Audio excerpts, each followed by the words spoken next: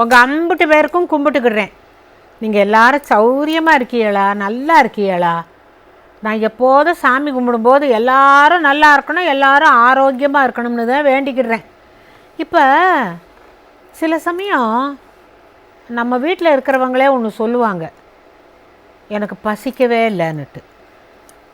அப்போ என்ன வயசுங்கிறத நம்ம பார்க்கணும். ஏன்னு கேட்டால், பால் இருக்கும், பழம் இருக்கும், பசி இருக்காது, பஞ்சணையில் காற்று வரும், தூக்கம் வராது,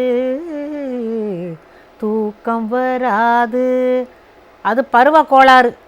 அவங்களுக்கும் இதுக்கும் சம்மந்தம் கிடையாது. அப்பப்போ என்ன ஆகும்னா, எப்படி சொல்லுவீங்க, ஓவர்லோடும்பீங்களா, சாப்பிட்டுக்கிட்டே இருந்தால் ஒரு காலகட்டத்தில் என்ன ஆகும்னால் ஜீரண உறுப்பெல்லாம் ஸ்ட்ரைக் பண்ணும். எல்லாம் கொடியை ஏந்திக்கிட்டு நாங்கள் வேலை செய்ய மாட்டோம் அப்படிங்கும். அப்போ என்ன ஆகும்னா பசிக்காது, மந்தமாக இருக்கும், சோத்தை கண்டா பிடிக்காது.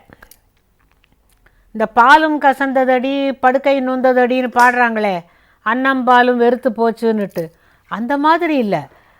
சோத்தை பார்த்தா சாப்பிட்ணும்னு தோணாது. வேண்டாப்பா, எடுத்துருப்பா, எனக்கு சாப்பாடே வேண்டாம், பசிக்கவே இல்லை, என்னமோ மந்தமாக இருக்குது அப்படிம்பாங்க. அப்படி ஒன்றுக்கும் நம்ம நாட்டில் இந்த மாதிரி கை வைத்தியம் நிறையா இருக்குது. எல்லாமே பொடி, இல்லை ஒரு துவையல், இல்லை ஒரு குழம்பு, இல்லாட்டி ஒரு ரசம், இதுலேயே வயிற்றை சரி பண்ணிவிடுவாங்க. அதனால தான் நான் என்ன சொல்கிறேன், இந்த பாட்டு வைத்தியங்கிறது சும்மா இருமல் சளி ஜலதோஷம் அதுக்குத்தாங்கிறது இல்லை. நம்ம நாட்டில் சமையல் தான் மருந்து, மருந்து தான் சமையல் அப்படிங்கிறத புரிய வைக்கத்தேன். இப்போ அன்னத்வேஷம்னு சொன்னேன்ல, சோத்தை கண்டா பிடிக்காமல் இருக்கிறவங்களுக்கு இந்த மல்லி விதை பொடி, இப்போ அதை எப்படி செய்கிறதுன்னு காட்ட போகிறேன். உளுத்தம்பருப்பு, கடலைப்பருப்பு, கொத்தமல்லி விதை, மிளகு, கடுகு, பெருங்காயக்கட்டி, கல்லுப்பு, இது எல்லாத்தையும் போட்டு நல்லா வறுத்துக்கிடணும். எதுக்குமே எண்ணெய் கிண்ணெய் வேண்டாம். ஏன்னா நீங்கள் இது இப்படி வறுத்து பொடி பண்ணி வச்சுக்கிட்டிங்கனாக்கா, உங்கள் வீட்டு ஐஸ் பொட்டியில் கூட நீங்கள் ஒரு கண்ணாடி சீசாவில் போட்டு வச்சுட்டிங்கன்னா, எப்போவாச்சும் உங்களுக்கு ஒன்றுமே பிடிக்கலையப்பா, எதையோ சாப்பிட்டுட்டேன்ப்பா, கல்யாணத்துக்கு போயிட்டு வந்தேன், அந்த சாப்பாட்டுக்கு அப்புறம் பிடிக்கலப்பா அப்படின்லாம் நினச்சிங்கன்னா, இம்புட்டோண்டு இந்த மல்லி விதை பொடியை போட்டு சாப்பிட்டுட்டீங்க, அப்புறம் வயிறு பழையபடி ஸ்ட்ரைக்கெல்லாம் விட்டுரும், நல்லா பசிக்கும். இப்போ வாங்க செஞ்சுருவோம். வெறும் சட்டியை காய போட்டு, அது நல்ல இருப்பு சட்டி தண்டி இருப்பு சட்டி இருந்தால் கூட செய்யலாம். நான் உங்களுக்கு காட்டணுங்கிறதுக்காக தான் இதை வச்சுக்கிட்டு இருக்கேன்.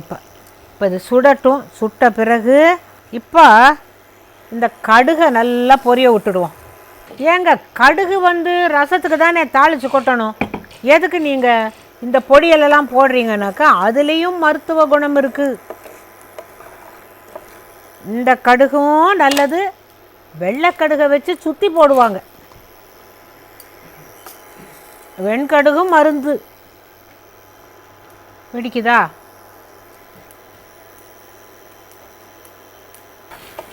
இந்த கடுகு வெடிச்சதுனாக்கா வெள்ளையாக ஆயிரும். போட்டு போட்டு அதே மாதிரி தான் எள்ளு கூட வெடிச்சதுன்னா வெள்ளை வெள்ளையல்னு ஆயிரும். வெடிச்சிருச்சு, கடுகு வெடித்ததை கொட்டி வச்சுப்போம்.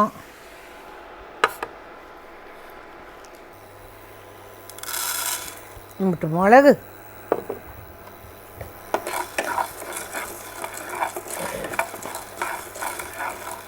மிளகை 4 பெரட்டிட்டு அதுலேயே உளுத்தம்பருப்பு போடலாம்.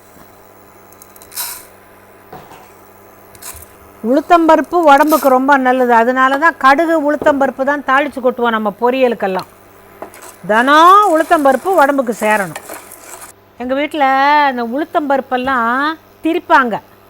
அப்போ அந்த உளுத்தம்பருப்பு எடுத்து 2 வாயில் போட்டுக்கிட்டோம்னா காது செவிடாக போயிடும், உளுத்தம்பருப்பு திங்காதேம்பாங்க.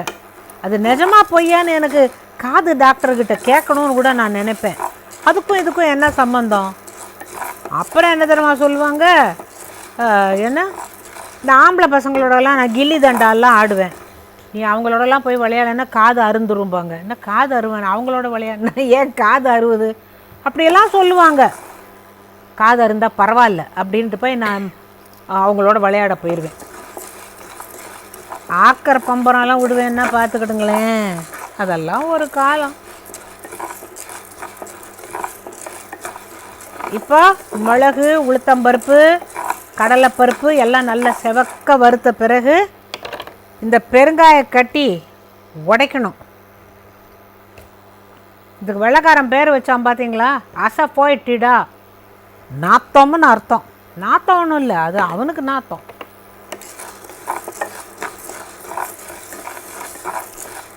நமக்கு பெருங்காயம் மணம், மணத்துக்கும் குணத்துக்கும் பெருங்காயம். குணம் என்ன குணம் வேண்டி கிடக்கு. ஆனால் வாயு போகாமல் வாயு வயிற்றில் சேர்ந்துக்குச்சுன்னாக்கா அதுதானே சாப்பிட்றோம் பெருங்காயத்தை. இதோடு சேர்த்து கொஞ்சமாக உப்பு. ஏன்னா உப்பு அதிகமாக போச்சுன்னா தான் அதை ரிப்பேர் பண்ண முடியாது. கொஞ்சம் குறைச்சிருந்ததுன்னா வேணும்னா சேர்த்துக்கலாம். இல்லை உப்பை குறைங்கிறாங்களே, என்ன சொல்கிறாங்க டாக்டர்லாம், உப்பை குறை தொப்பை குறையும் அப்படிங்கிறாங்க. சொல்கிற டாக்டருக்கு இவ்வளோ பெருசு இருக்குது வயிறு, யார் போய் கேட்குறது அவர்கிட்ட. கடலைப்பருப்பு, உளுந்தம்பருப்பு. கடலைப்பருப்பு எங்கேயோ விளையுது, மிளகு கேரளாவில் விளையுது, உப்பு தூத்துக்குடியில் இருக்குது. எல்லாத்தையும் சேர்த்து போட்டு நம்ம எல்லா ஊர்லேயும் எல்லோரும் சாப்பிட்டுக்கிட்டு இருக்கோம் இல்லை. ஏதோ ஒரு படத்தில் வி.கே. ராமசாமி சொல்லுவார், ஏண்டா மசால் வடைக்கு இந்தியாவில் இவ்வளோ இடத்துலேருந்து இருக்கிற பொருளை வச்சு தானேடா நாம் செய்கிறோம், நாம் மட்டும் ஏண்டா ஒத்துமையாக இல்லைம்பார். அது கரெக்டு, நல்லா சொல்லுவார் அவர். பெருங்காயத்தை முணுக்க சொல்லியிருக்கேன். இந்த பசி இல்லாமல் இருந்தாக்க கொத்தமல்லி விதை பொடின்னு தான் சொன்னேன் நான், கடலைப்பருப்பு உளுத்தம்பருப்பு பொடின்னு சொல்லலை. ஆக மொத்தம் இந்த மல்லி விதைக்கு ஒரு சுக்கு காப்பிலையும் இவதேன், இந்த பொடியிலையும் இவதேன்.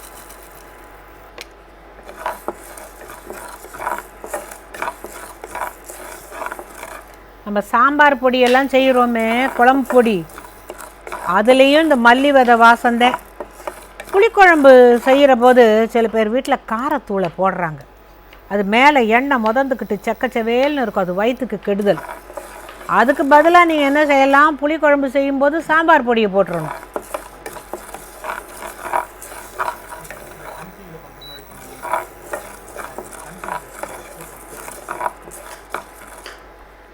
இதுலேயே கொஞ்சம் பெருங்காய பொடியும் போட்டுடுறேன்.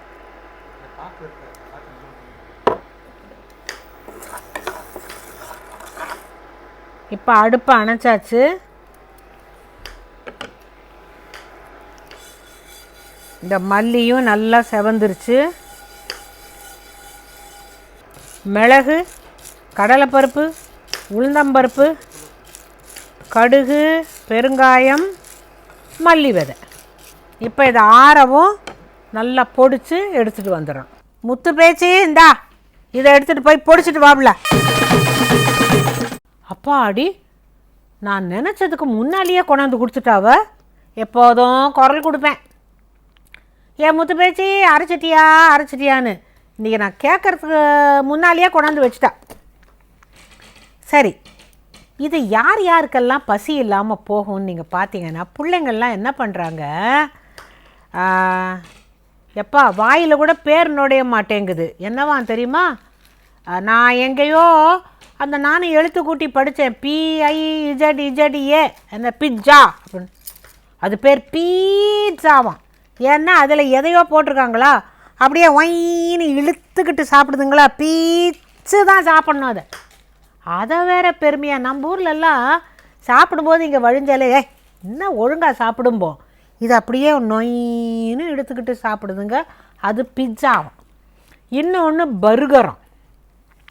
அப்புறம் என்னமோ பேரெல்லாம் சொல்கிறாங்களே, நாச்சோஸாம், குர்குரேயாம், அப்புறம் என்ன காத்தடைச்ச வறுவல். ஏங்க இதெல்லாம் நம்ம ஊர் சாப்பாடா? இந்த பிள்ளைங்களுக்கு இந்த மைதாவை போட்டு திணிச்சு ஒன்று சொல்கிறேன், உங்கள் பிள்ளைங்கள்லாம் மந்திச்சு போயிடும். மந்திக்கிறதுனா என்ன தெரியுமா, ஜீரணமும் ஆகாது, மூளை மந்திச்சு போயிடும். சில பேரை பார்த்தீங்கன்னா இந்த மைதாவாக சாப்பிட்டு அவனுக்கு ஒரு சூதானமே இருக்காது, ஒரு கெட்டிக்காரத்தனமாக ஒன்றும் புரிஞ்சுக்க மாட்டான். அப்படியே மக்கு பிடிச்சாப்புல. கேளுங்க, ஏடா பள்ளிக்கூடத்தில் என்னடா படித்த, எதாவது புரிஞ்சிச்சாடா? எல்லாத்துக்கும் ஒரே மாதிரி மூஞ்சியை வச்சுட்டு இருந்தான்னா அவன் மைதா மாவு பொம்மை. நீங்கள் ஒன்றும் பார்த்துக்கிடுங்க, பிள்ளைங்களை வளர்க்குற போது அவங்க என்ன சாப்பிட்றாங்கங்கிறத கவனிக்கணும். பள்ளிக்கூடத்தில் எல்லா பிள்ளைங்களும் சாப்பிட்றாங்க, அவனும் ஆசைப்படுறான். அந்த பையன் எதுலேயோ ஏறி விழறேங்கிறான், அப்போ உன் பிள்ளையும் விடுவானா? அப்போ மட்டும் வேண்டாங்கிறீங்கல்ல. நான் ஒன்று சொல்கிறேன், மிளகு, உளுத்தம்பருப்பு, கடலைப்பருப்பு எல்லாம் நல்லா செவக்க வறுத்த பிறகு கொஞ்சமாக உப்பு, ஆக மொத்தம் இந்த மல்லி விதைக்கு ஒரு சுக்கு காப்பிலையும் இவதான், இந்த பொடியிலையும் இவதான், இதுலேயே கொஞ்சம் பெருங்காய பொடியும் போட்டுடுறேன். இப்போ இதை ஆறவும் நல்லா பொடிச்சு எடுத்துகிட்டு வந்துடும். இந்த மாதிரி பொடியெல்லாம் அம்மாமார்கள் செஞ்சு வச்சுக்கிடுங்க. அதையும் சாப்பிட்ற போது சாப்பிடட்டும், அடுத்த நாளைக்கு இதை போட்டுருங்க, வயிற்றை சரி பண்ணிடலாம். நான் சொல்கிற போது உங்களுக்கு விளையாட்டாக இருக்கும், ஆனால் இந்த மைதா மாவை எத்தனைக்கு எத்தனை நீங்கள் தள்ளி வைக்கிறீங்களோ அப்போ தான் உங்கள் பிள்ளைங்க நல்லா வளரும். ஆகாரமே இல்லாமல் யாரால் இருக்க முடியும்? ஏதோ ஒரு பாட்டு கேட்டேன் பாருங்க, ஆகாரம் இல்லாமல் நான் வாழக்கூடும், எப்படி அன்பே உன் பேரை சொல்லித்தானா என்னமோ ஒன்று. இந்த பாருங்க, இந்த மாதிரி பாட்டெல்லாம் பார்த்துக்கிட்டு நீங்கள்லாம் பட்னி கிடக்கக்கூடாது, புரியுதா? பசிக்கிற வேளையில் பசிக்கணும், நல்ல ஜீரணம் ஆகிறபோது ஜீரணம் ஆகணும், தூங்குற போது தூங்கணும், வேலை செய்கிற போது வேலை செய்யணும். எல்லாத்தையும் இந்த மந்தமாக போட்டு வச்சிங்க, உங்களுக்கு மருந்து இதுதான். எது? மல்லி விதை பொடி. இந்த பொடியை செஞ்சு வச்சுருங்க, ஐஸ் போட்டிக்குள்ளே போட்டு வச்சுருங்க. எப்பெல்லாம் உங்களுக்கு ஒன்றுமே பிடிக்கலையோ, இந்த இந்த இந்த சொன்னேனே அது வேண்டாம், பர்கரு வேண்டாம், அதுவும் மைதா தான். அப்புறம் என்ன, இந்த நீளமாக வறுவல் சாப்பிடுதுங்களே, ஃப்ரெஞ்சு ஃப்ரைஸாம். ஏன் இந்த ஊரில் பொரிச்சா அது இண்டியன் ஃப்ரை இல்லையே? அட போங்க, பிள்ளைங்க ஏதோ பேரை வச்சுக்கிட்டு பாஸ்தா. நாஸ்டாக்கு என்னடா துண்ணேன்னாக்கா பாஸ்தான்றான் நம்ம. எனக்கு அதெல்லாம் புரியவே மாட்டேங்குதுப்பா. எங்கள் காலத்தில் இட்லி இடியாப்பம் அவிச்ச காலம், தோசை, அடை, வடை, பூரி கூட வடக்கேந்து வந்தது, நம்ம ஊருது இல்லை. இதெல்லாம் நாங்கள் சாப்பிட்ருக்குறோம். ஆனால் இப்போ இருக்கிற சாப்பாடை பார்த்தீங்களோ, அம்புட்டும் வயிற்றுக்கு எதிரிதே. எதிரிக்கு என்ன சொல்வீங்க? எனிமிதே. அதெல்லாம் வேண்டாம். நம்ம நாட்டு சமையலாக சாப்பிடுவோம், உடம்ப நல்லா பார்த்துக்கிடுவோம். நம்ம இந்தியாவில் இருக்கிறவங்க கூட அவ்வளவா இதை விரும்பி கேட்குறது இல்லைங்க. இந்த மலேசியா, சிங்கப்பூர்லாம் இருக்கிறாங்க பாருங்கள், அமெரிக்கா, கனடா, அவங்கெல்லாம் சொல்கிறாங்க அப்பத்தா சமையல் சூப்பர் சமையல்னுட்டு. அவங்களுக்காக செய்கிற, உங்களுக்காகவும் சேர்த்து தான் செய்கிறேன், புரியுதா? மல்லி விதை பொடி மகத்தான பொடி. நீங்கள் எல்லோரும் நல்லா இருக்கணும்ப்பா. இன்றைக்கி கருவேப்பிலை பொடி செஞ்சு தரேன்.